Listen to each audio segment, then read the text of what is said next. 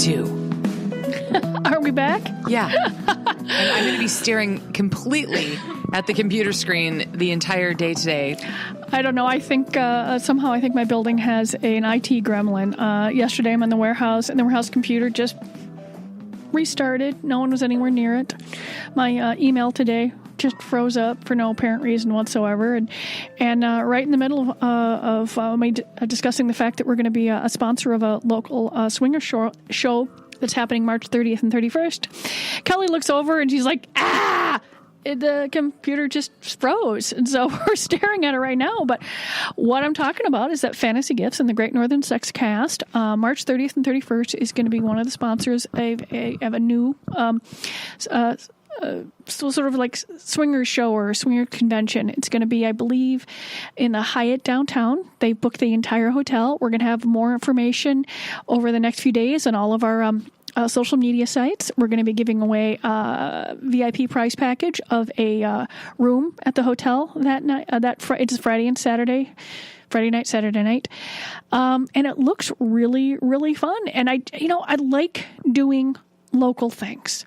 Yeah. We've had big shows come in and we've done it because you feel like you need to, but the local community has been very good to us, so I might as well give back to them. So we're going to have a booth. We're going to have the prize wheel. People love the prize wheel. The prize wheel's big. We'll pick a charity for that.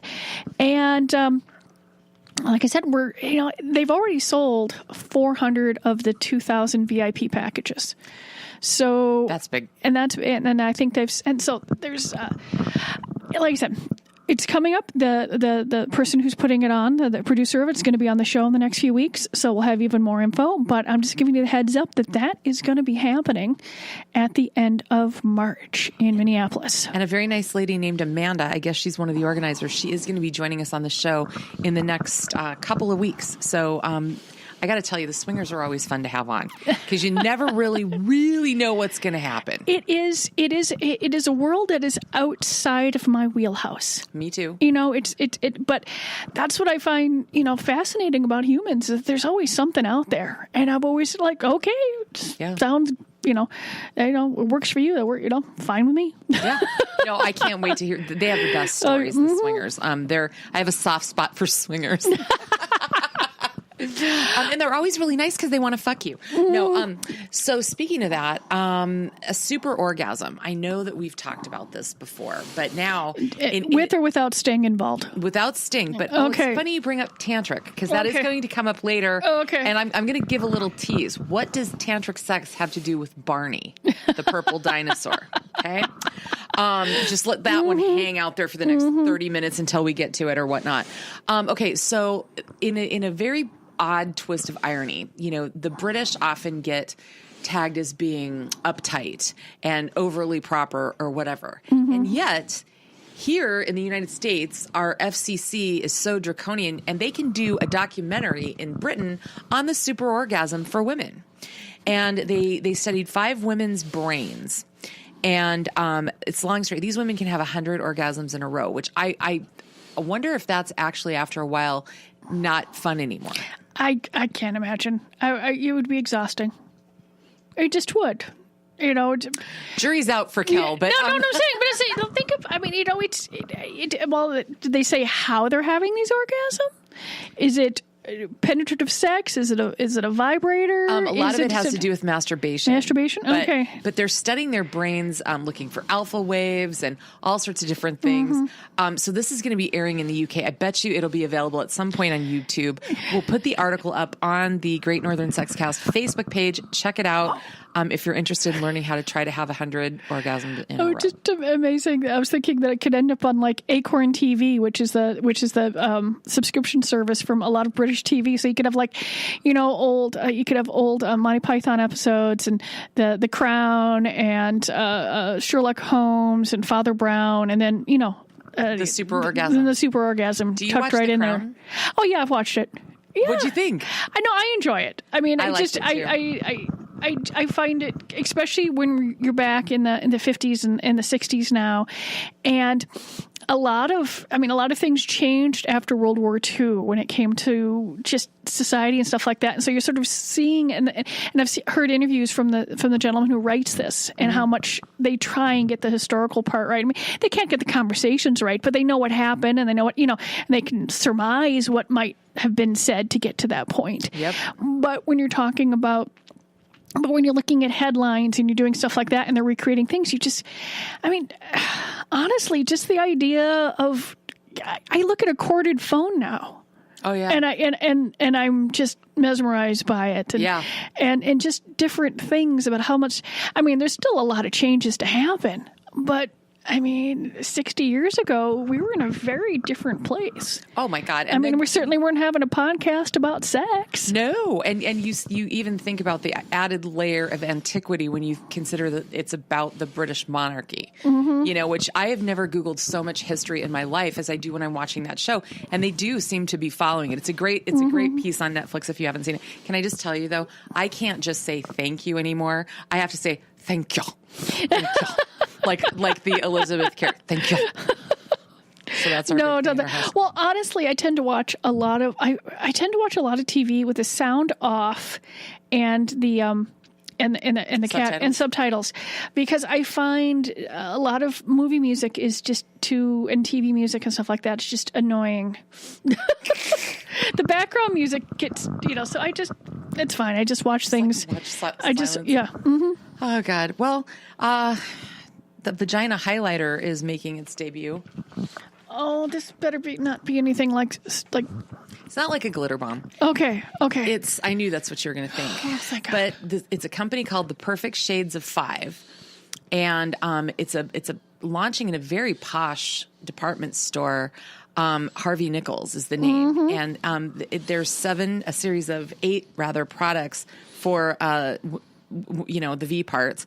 And these are, I'm sorry, this is the Perfect Shades of V, not the Perfect Shades of 5. I was thinking it was a Roman numeral 5. But basically, it's like along the premise of highlighters for cheekbones, only it's for your vagina.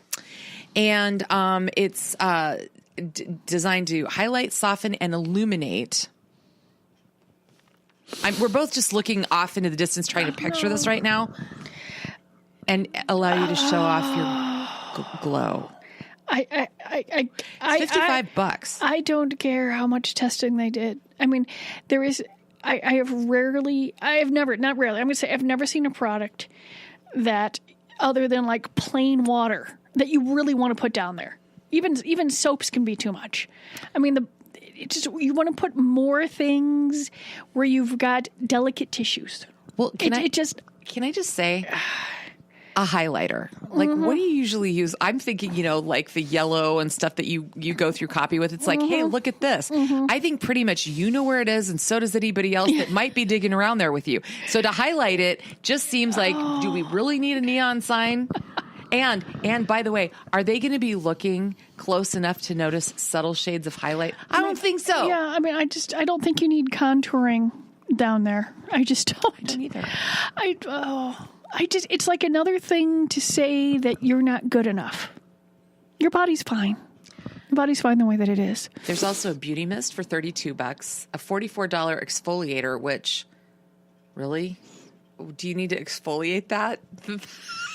I wish you could see Colleen's face. No. It doesn't say apply with a loofah. It just says your body's fine the way that it is. Okay. All right.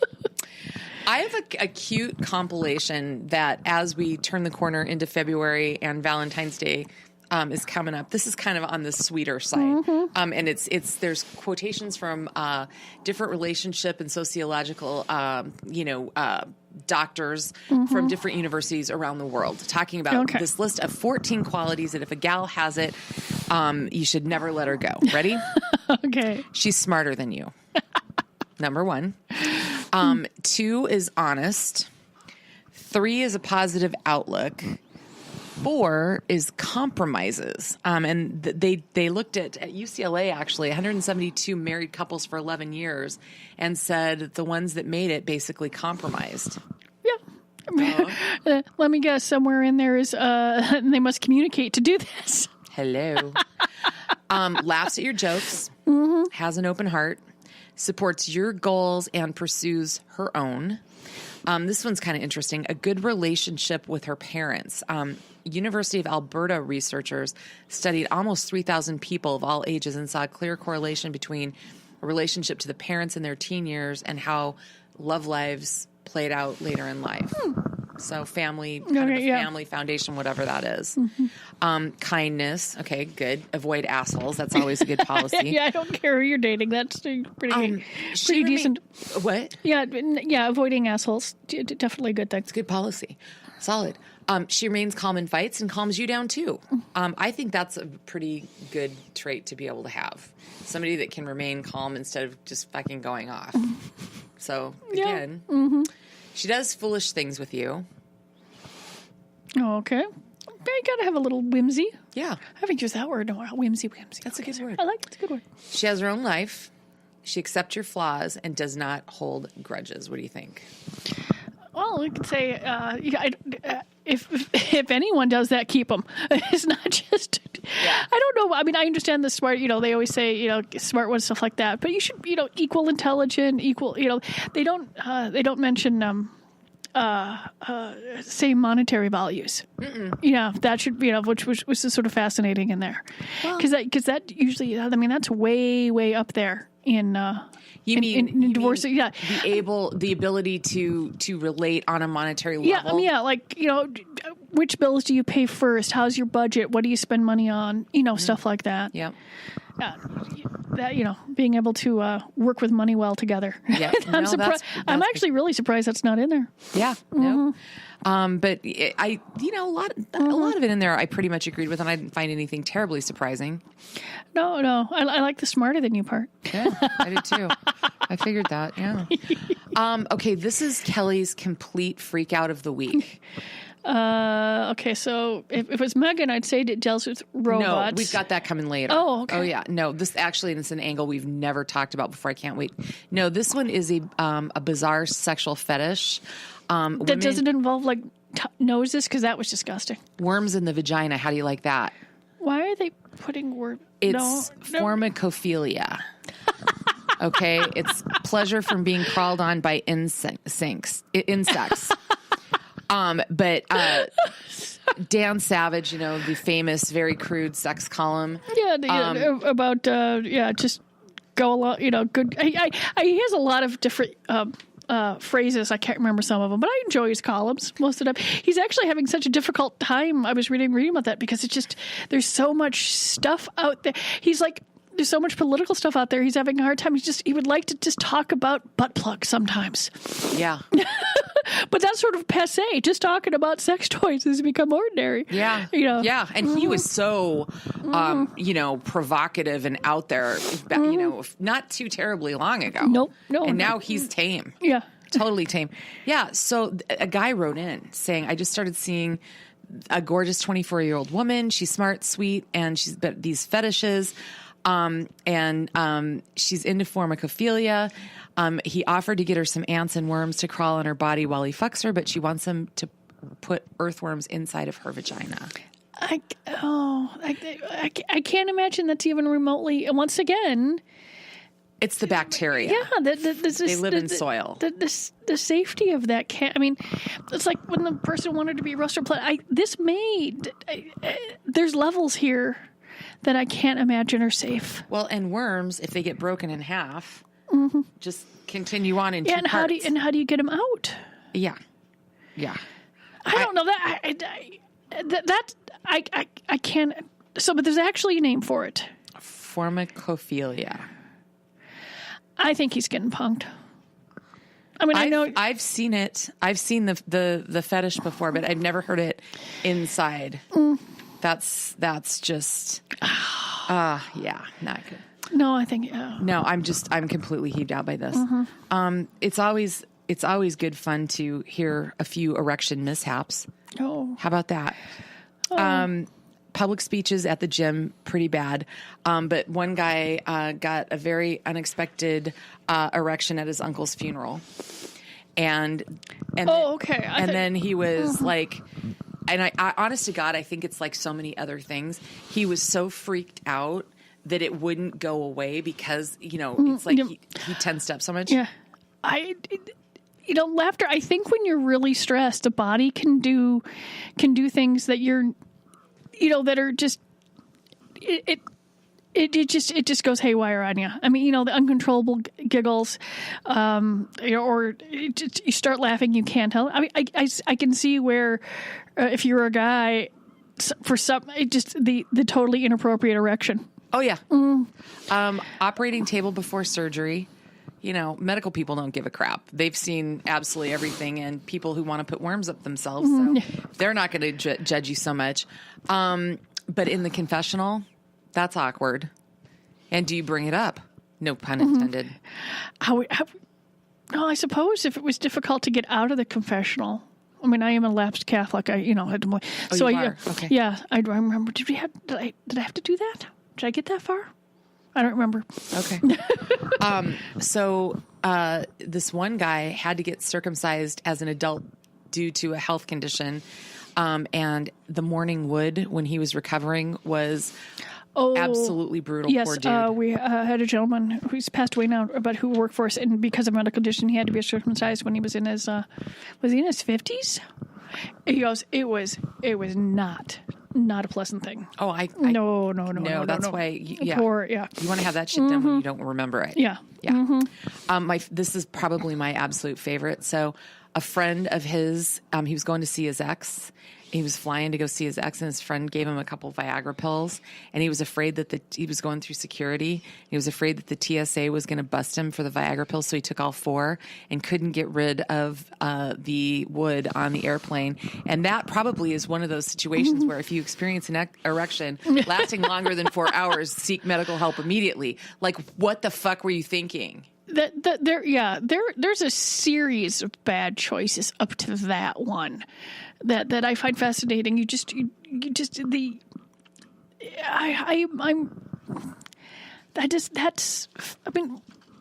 don't. Are people so freaked out by not travel a lot? Freaked out by the TSA? It's not that difficult. Haven't you ever had a bad experience with the TSA though? No. Oh, I have. No, I've even gone through. I've got the whole. First of all, I did the pre-check thing, and then I did the global entry thing because the last time I went on vacation, I came back through, and it was fascinating because I looked. Cause they used to give you little cards to fill it on the plane. You got nothing else to do. Fill out your customs card. Yeah. But now they make you stand in a line to do an electronic customs thing, and then you stand in a line to go through customs, and then you stand in a line to get your bags. So they've added a line. You're sitting on the plane before doing nothing, and now they've added a line. And I looked over, and I saw the global entry machines, and there must have been 20, 30 of them, and I saw one person using it. And I went, I'm going in that line. And it makes a difference? Yeah. Oh, yeah. Yeah, and it's good for like 5 years. Cost me $80. My daughter did it too, and now getting back into the country is going to be so much easier. And we always have TSA pre-check. Perfect. Okay. Well, it's worth it. I believe you, but I'm just saying the TSA can get kind of freaky, but still, in what universe is popping 4 of those things at once a smart idea? I'm just saying. Oh. There's have you ever talked to anybody or had this experience yourself, the crying during sex or right after sex thing? No? No, well, once again, I read a lot of advice columns. I find them fascinating, especially when you go back and read archives, how things have changed. And yeah, I've seen the crying during sex thing come up, and I'm like, oh, there's an article that we're just going to post. I mean, I was hoping that they'd shed some light on this, and that it would be due to one particular button being pushed, one syndrome, one thing, but it's not. It's pretty mushy, and it happens to a lot of different people, and different people have different reactions to it. People cry when they're happy. I mean, it's all sort of put together. It's not. Yeah, it's not. Yeah, it's not. I mean. Hell, people crying looking at crock pots now and empty. You ever watched This Is Us? No. Yeah, there's that. a whole bunch of people are just, there's an article in today's paper about people are just bawling their eyes out over this show. I mean, then again, I cried during a Happy Days episode once. I don't know. I remember this. I don't know what's going on. So yeah, crying. It was weird. Yeah. Well, sex is, yeah. I mean, anything where, I mean, yeah. Yeah, when you're that emotional, your whole release. Yeah, I can see that. Yeah. There's an article. Read it. See what you think. Okay. I'm going to look for this on YouTube. Okay. Which, by the way, can I just divert and tell you that Carl and I I don't know why, Saturday night decided to start pulling up different things on YouTube. Oh, there's a black hole. Oh, my God. Well, I think quite possibly the funniest thing I have ever seen. I am not kidding. It was a man arguing with the spitting goat. Have you seen that? I did not click on it. He's speaking in Spanish, and he's talking politics with this hysterical looking goat. And it is, I'm telling you, we watched it 5 times Saturday night, and then I was texting it to everybody Sunday morning. And now our big thing, our big code word, this is like our fight safe word. When we get in our next big gnarly fight that threatens to last 24 hours, somebody's going to go "Puh, bleh," at each other because hearkening the goat is so fucking hilarious. Man argues with spitting goat is how you look it up. And the guy, I want to meet this guy. Whoever thought this was a good idea. And you could tell he's trying really hard not to crack up. And when the goat tries to walk away, he's like, no, señor. It's, oh, God, you got to watch it. I'm sorry. I totally diverted. Oh, no. You got to have the silly. But, oh, my God, it's still, I'm 12 years old, but it's hysterical. Okay, so cricket match. And this was, they were christening a new stadium in Perth. And it was England and Australia playing cricket. So you know that this was one hell of a rivalry. Oh, yep. Big time. 55,000 fans showed up, cheers and everything else. And what happened? They came out, a streaker. Who doesn't love a streaker? But it's what the commentators said. They're like, well, we've got too many fielders on the field right now. One is wearing bone-colored clothing. And then the other one, security's a bit sheepish. He's a prancer. A prancer. Oh, there hasn't really been good streaking lately. I wonder if it's because now he'd probably be considered a sex offender.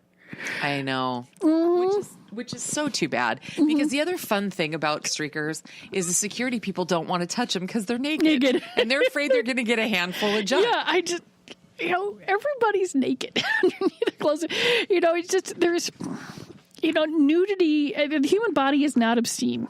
And that's what a lot of these laws, I think, they criminalize the human just for being human. Yeah. Just for having a body. And it just, it's like the woman at the game who took off her top and had tatas floating around. Nobody would have cared, but then she was like a drunk idiot about it. Yeah. The body's not obscene. Yeah. But the laws just are really, really, they got to parse that a little bit. Well, and I understand, really, honestly, I'm more concerned about an unauthorized person just flat being on the field than I am a naked person running, because, you wonder about the player's security and there's all sorts of weird stuff that could be happening. But the naked running through a public event thing, God love them.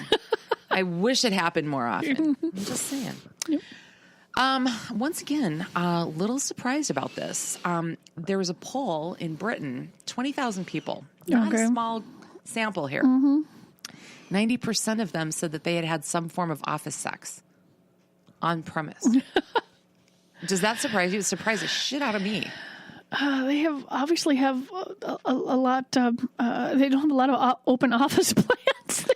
Full on sex, not just one little, minor, dalliance. We're talking full on sex. 17%. I mean, everyone I know. I mean, pretty much everyone I know is either. Well, then again, if you're working out of your home office, does that count? No. Okay. This was actual offices. 26% had used a private office. That was most popular. 1 in 7 storeroom. 13% in the loos. 5% in the elevators, which is, Wow. Yeah. That's either a tall building or there's no alarm when you press the stop button. Yeah.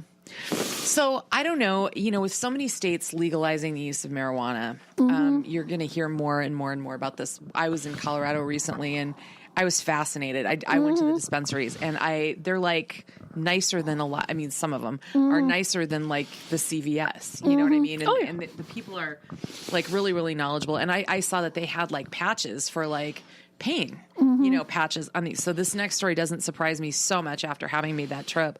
There's a California-based company called Foria, and there's a marijuana vaginal suppository, which claims to soothe pain and muscle aches during your period.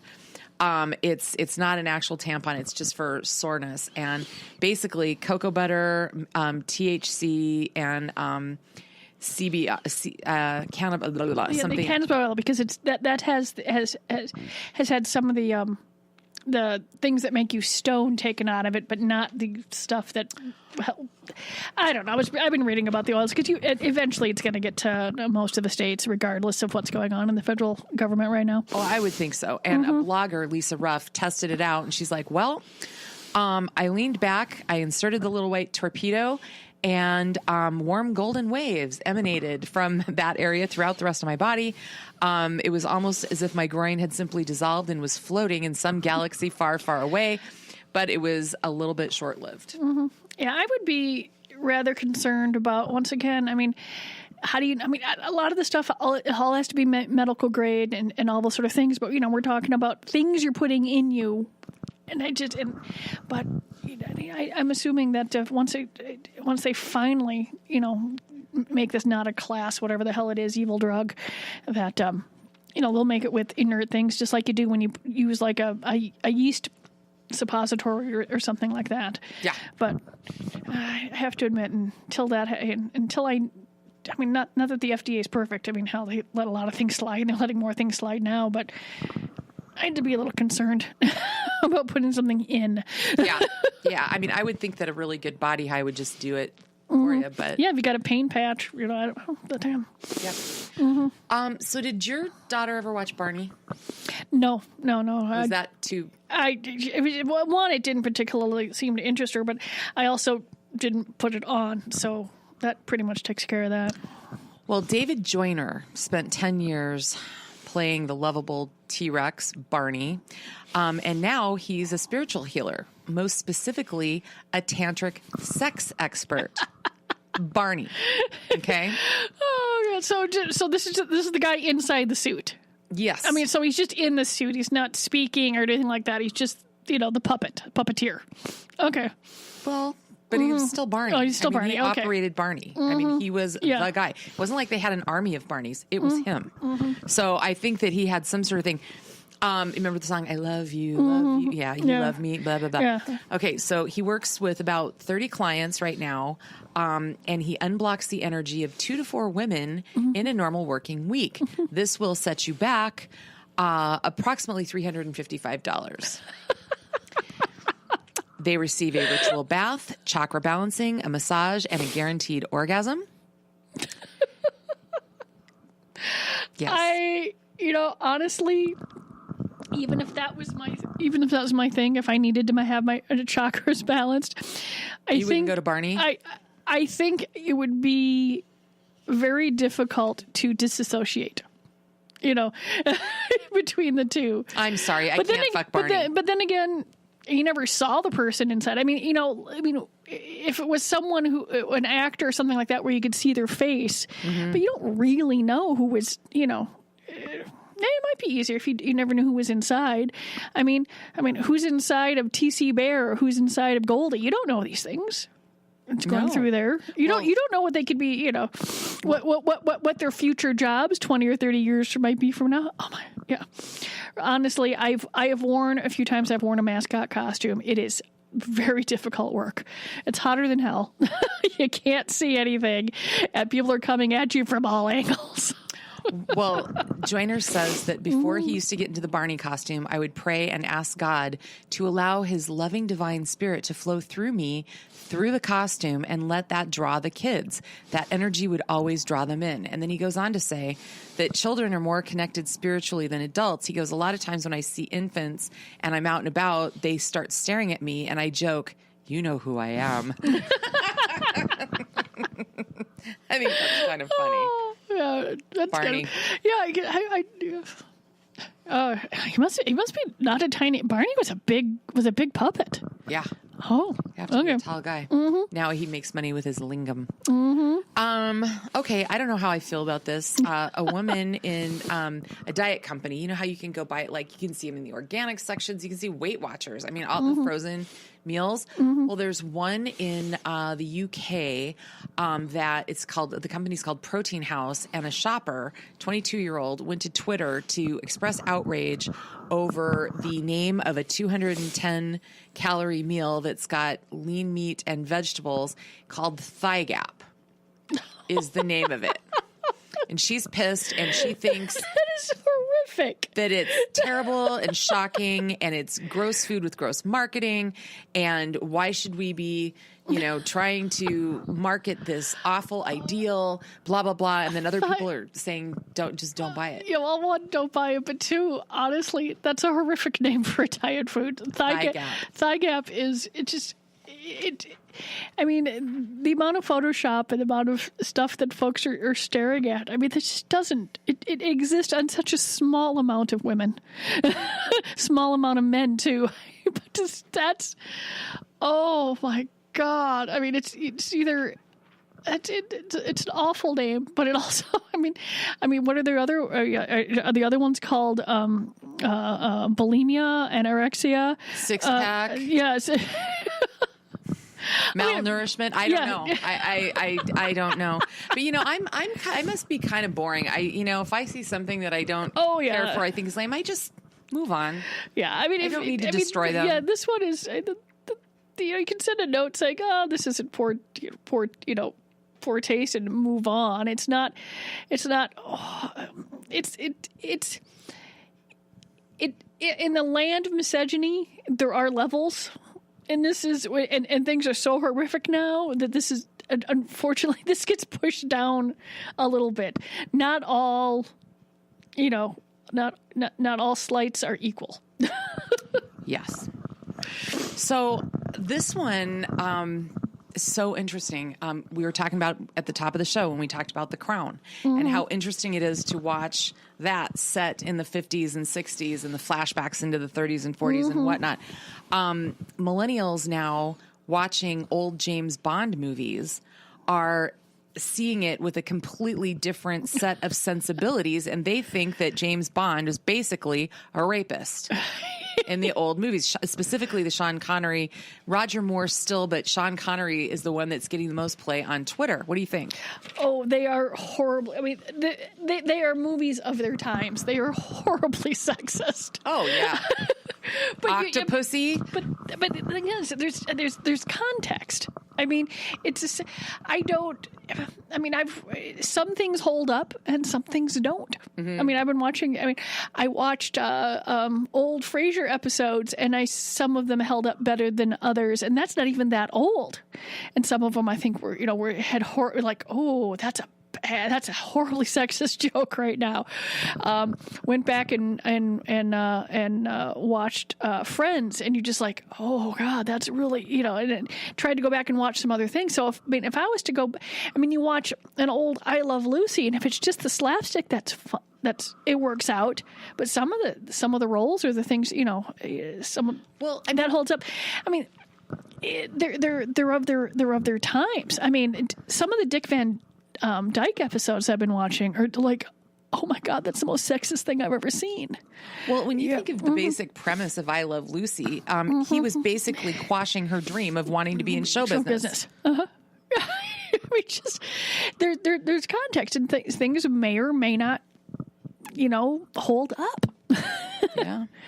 It's the same thing with, watch them, don't watch them. I'm not going to, when it comes to all the stuff that's on there, I mean, there's stuff that's going on right now that we're not aware of. You know what I mean? I'm sure because it's normal, because we're desensitized because it's normal to us? No. Well, yeah, I mean, we're going to be watching movies and stuff like that, and we're like, there's no consent. Where's the consent in this? And this is what it's still happening. Yeah. Or just the there, you watch. My daughter's watching something, and we were watching something old, and everyone was smoking in it, and she was, and she was absolutely horrified. Yeah. Oh my God, Mad Men was classic for that. I mean, and that's a portrayal, of course. Yeah. But I mean, the women smoking and drinking while pregnant. I mean, cigarettes throughout the office, drinking all day at the office. Yeah, so you have to look at the context, and you have to decide whether or not, okay, can your brain set this aside, or is it too much? Yeah. And some things hold up, and some things you can move on. I mean, a lot of folks are having this issue with, let's say, Woody Allen pictures. Can they set aside his personal life from his artistic life? But then again, a lot of his movies don't hold up well. I've gone back and seen a few of them. I'm like, this isn't nearly as funny as I remember it, because you're looking at it with different lives. But I can look back, but I can watch. I can watch Caddyshack and still laugh at that. And yet there's some horrifically sexist stuff in that. But then again, they're sort of making fun of themselves. I mean, so you have to look at the context. Yeah. Yeah, no, it's an interesting theory. I mean, but I mean, if you're coming at it with a completely different set of, I don't know, chronological eyeballs and values, I guess it could be somewhat, shocking. Yeah, I picked up, I found some great used CDs online for my daughter for Christmas, and I picked her up Monty Python movies and the whole box set of the shows. And she's put some of them in, and she gets some of the humor, but the context of some of this, I mean, what is a kid born in 2000? Okay, well, she's born, not here, but, what does a kid born in 2000 know about British humor in the 70s? I would imagine not much. So she gets some of it, but so I've had to, explain, some of it to her. Does she like it? Yeah, well, there was actually a clip that one of her teachers was showing at school, and she's like, I don't understand it, but it seems to be really funny. And so, and I said, well, I think you should, you should have some sort of, background. And then I did a little thing, did a little search. It was before the holidays. I said, well, I didn't know what to get me. What do you get your teenager for Christmas? I mean, the hell he wants gift cards. So, what would be interesting would be to take the top selling porn movies, starting back as far as you could go, and just kind of audit them through the decades. Well, right now, it's all about taboo relationships and incest.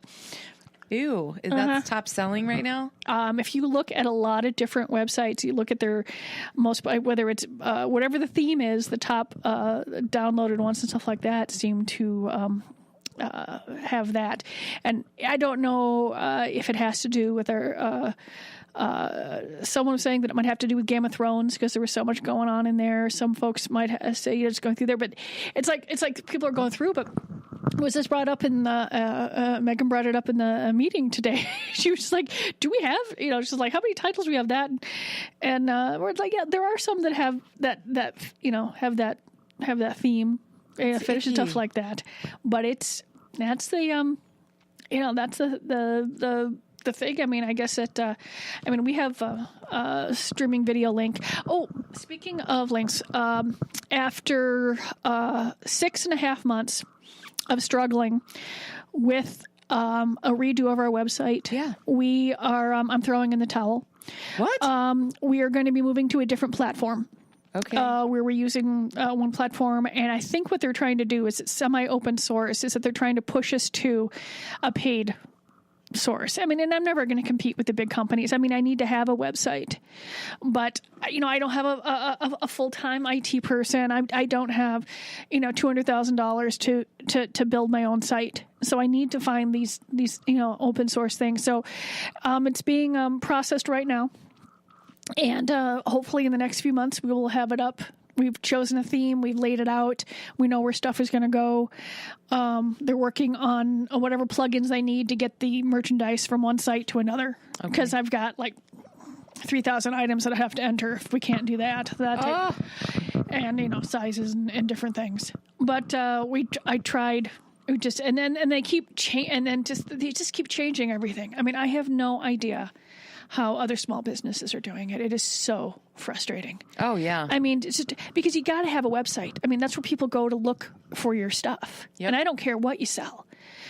So, I mean, the site we have it's up, it's running, it's secure, but occasionally, like, you'll go to a section and it will say there's no items there. Now, we know they're there. And then when we try and have trying to get the in-store pickup thing, and it's functioning now, but it broke like 3 other things. And it's one thing after another. Do people mostly look online than go to the stores to buy? Yeah, they really have. Okay. And with this new thing, it'd be easier to show that some things I only sell online. So the way the pictures are, put it this way, when I was going through and looking at the themes and stuff, there was 4 or 5, 6 that I liked. And I looked at them with Sarah, and Sarah went, ooh, at one of them. And she's the one that works with it mostly for me. Mm-hmm. So with the one that she was excited about, I went, oh, well, we'll pick that one. Okay. But our site's up at myfantasygifts.com. If you do, have an issue, you can always call the 800 number on this, that's on the page, and during like 9 to 5 Monday through Friday, and people can make an order. But there's also fantasygiftsmn.com, which is our affiliate site. Okay. And so there's a lot of stuff of it, available there. So there's always ways to get items and to look for them. But we have tried so hard for 6 months, and every time I just wanted to get first of all, they say that I need to get this new theme because it's not going to be supported anymore. And then so I get the new theme, and then they say, and then I try and do all the things that I had before, like, and it just every time we try something, it fucks something up. Oh. And it's so frustrating for me, for the folks that are building it, I'm sure for our customers and stuff like that. So like I said, the site's up. It's occasionally gets glitchy. So, just refresh and the item, that a section should come up. And hopefully there'll be a better search feature, which is something we've struggled with this for a long time. Okay. But once you've been on a platform and you've got everything in and you've got your 4,000 items in, I mean, just the idea of switching to new one, a lot of freaking work. And there's just so much. I mean, that and plus 50, 50 plus social media sites. I mean, all the stores have Facebook, all the stores have Yelp. Then there's a generic Facebook, and then there's Pinterest, and then there's Instagram, and then there's Twitter, and then there's the Google Plus sites, and the keeping up with. I was very excited. Thank you, everyone who gave us 5-star reviews the past week. I just went through all of my Google Plus. There was like 18 reviews. Oh. 2 were 3-star, 3 or 4 of them were 4-star, and the rest were all 5-star. That's all awesome. Saying Congratulations. Really pleasant things about the stores and how helpful everybody was. And you guys are helpful. So it's one of the coolest things. I know I just went on a tangent there, but it's the decision we made a day or 2 ago, and we're going to be working on it. And it's hopefully this new platform will make things easier for everyone. Very well. So fantasygifts.com, and then you click. Well, there's fantasygifts.com, and that takes you to a jump page, and you can go to the Minnesota store sites or the New Jersey store sites, because they're just very different sites and stuff like that. Yep. But if you go to myfantasygifts.com, it takes you directly to the Minnesota store sites. Or if you go to fantasygiftsmn.com, it'll take us to our affiliate site, which occasionally you might pop up to, because if we're doing something or doing some maintenance on the site, we'll point our address to our affiliate site, so that it doesn't come up with that evil 404 or whatever the hell it is, that doesn't exist. Oh yeah, error 404. Yeah, whatever the hell it is. Yeah. Mm-hmm. Why do we all know that right off the tops of our heads? Mm-hmm. Well, I think that Megan, I don't know how she's going to feel about this. She might get some peace and calm from this, or it might just add to the freak pile of the robots are coming and holy crap that our own Megan feels. So we've been talking about the proliferation of sex robots. The male ones are coming out. They're getting more and more lifelike, more and more features, more and more expensive. And Megan couldn't be more creeped out by this whole thing. However, now we've got several very smart people that are looking into the idea about insurance and liability issues with regard to artificial intelligence. Okay. So basically, what happens if damage, injury, or death occurs? Who's liable, right? And I guess what the expert, you should read this article. It's pretty interesting. There's an absence of a legal framework that for who takes responsibility and whose insurance company would pay when something goes wrong. So if it's a sex robot, is it your own health insurance that you have to deal with because you got hurt doing something that you consented to get into? Or is it a product liability suit from the people who built the robot? Okay. So then they were talking about like self-driving cars. And, they're having trouble legally trying to figure out if it's really always going to be the manufacturer or is it the functionality. So is that another entity? See what I'm saying? This could get really gnarly. Yeah. Who's actually responsible for that? The software people, the person that built the car, the person who, when it comes down to it, they're probably going to stick it to the consumer. They always do. So there's probably going to be new insurance that will probably cover any AI products that you buy. Yeah. I'm sure there will be another one because, for example, I have to have insurance for credit card fraud, even though I have no control over it. Okay. I ask for IDs. I do all these sort of things. I have to keep references. But the thing is I have people's names, but I don't have any other information. So how do you contact them? So you have to take out insurance for companies that do that.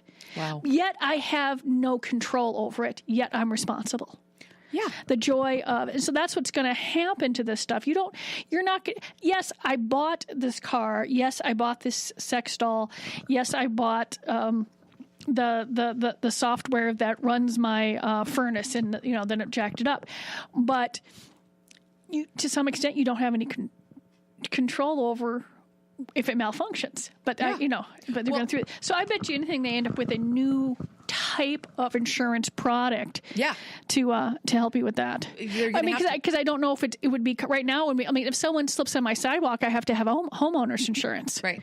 So I think they're going to have AI insurance. Yeah, they are. It's going to have to be something because they said add this extra layer of the human thing. What if the judge, it's obviously a legal expert, but they don't understand technology very well. Oh, well, that's the biggest issue they have right now and a lot of stuff going through that, especially with privacy issues and cell phones. The law takes forever to catch up with actual technology. Oh, my God. I know. But, think about that. You're going to have I don't know. And some people believe that robots are going to be, and I think this is a bit of a stretch, as plentiful as cars by 2020. No, but they're out there. And it's one of those weird things. Well, there's not too many right now because in a few days we're going to have the Super Bowl here in Minnesota. From what I understand, there's a whole bunch of helicopters flying grid patterns over the Twin Cities right now. So there's no drones or extra computers happening right now in Minnesota. No. Everything's grounded. Yep. And I was laughing at how many people, they're already pouring into town right now, and it's cold. It's January in Minnesota. Oh, yeah. It's only going to be in the single digits. I understand that REI, I heard, is opening up an hour early so that folks can come buy gear. Can come buy gear because remember they're the big stores right down from the airport. Sure. They get off the plane and go, oh my fucking God, and then they Google code. They're gonna find the REI right nearby. Their corporate decided that, and I saw crowds downtown in Nicollet Mall. It's not my thing. I don't like particular crowds, and I'm not going to go down to see advertisements by sponsors, but it looks like it's plenty of other people's things, so good for them. But then again, I don't go down and see the Ice Castle, which the pictures look great. That's fine with me. Yeah. But I've also blown up my knees, so walking around icy stuff is not going to be a big thing right now. And I used to perform in front of large crowds. Yep. But I think it's because but if you're in a big costume, you can get through a crowd. I am 5'3". Yeah. I can't see things. I can't get through a crowd. It's a pain in the ass. But it looks like folks are having fun. The former mayor of Minneapolis and his mom and his wife zip-lined across the... Ryback? Yeah, Ryback. Zip-lined across the Mississippi. Yeah. See, I don't like heights. But even that, I don't understand the concept of zip-line. I'm very confused by certain things. But people are having fun, so much like, no worms, but really, zip line, go stand outside in the cold for a concert, go down to the food truck, go down to the, they're having fun. So it's good sex weather too. Yeah, and if you don't like that, you can certainly stop in, because remember, my stores are all outside of the Minneapolis area now. We no longer have the Minneapolis store. I tried so hard there, it just didn't work. There's no retail downtown. But you can get to the nice suburban stores, nice suburban fantasy gifts, okay, and pick up all the stuff you need, and you can you can ignore all the football you want. There you go. Mm-hmm. I love it. And just, the PSA for today's show is don't pound your Viagra to avoid the TSA. Yeah, the TSA doesn't care. Just make sure it's in the original packaging. TSA does not like, and customs do not like medication outside of original packaging with the person's name on it. Okay. Mm-hmm. Well, on that note, we'll see you on the other side of the Super Bowl. Okay, see you next month.